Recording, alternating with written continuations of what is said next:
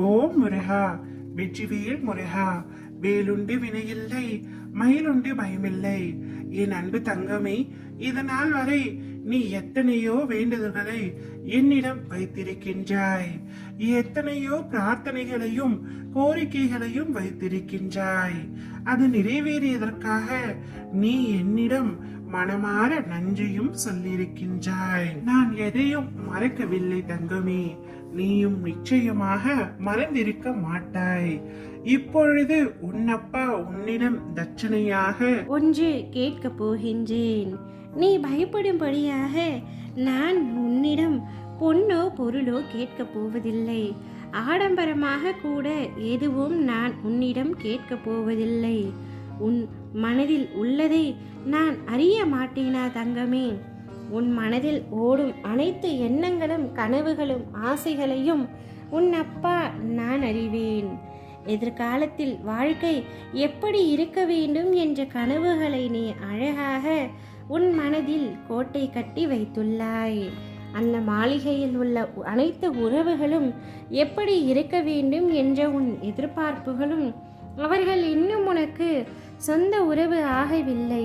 ஆனால் அவர்களை நீ எப்படி பார்த்து கொள்ள வேண்டும் என்ற அக்கறையும் அன்பும் உன் கனவுகளில் பிரதிபலிப்பதை நான் உணர்கின்றேன். உனக்கான அனைத்தையும் நான் அறிந்து வைத்துள்ளேன். நீ என்னிடம் ஒன்றை மட்டும் தட்சணையாக கொடு. நான் உனக்காக செய்யும் அனைத்து காரியங்களையும் கூடிய விரைவில் முடித்து வைப்பேன்.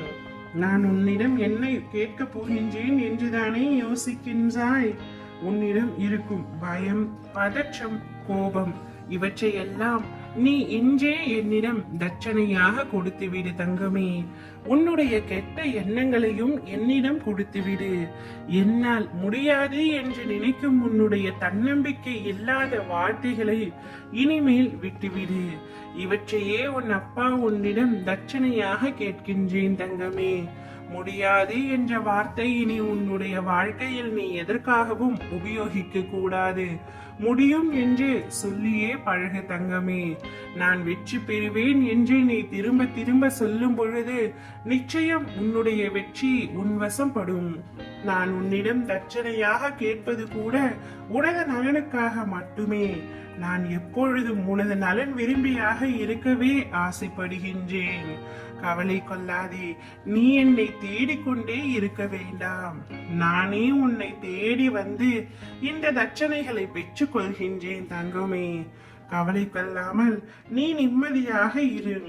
உனக்கு எத்தனை இடர் வந்தாலும், எத்தனை சோதனை வந்தாலும், எத்தனை கால தாமதமானாலும் நான் என்றுமே உன்னை கைவிட மாட்டேன்.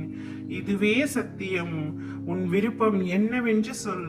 உனக்கு அது நடக்க வேண்டியது என்றால் 2 நாட்களில் நான் நிறைவேற்றி வைக்கின்றேன்.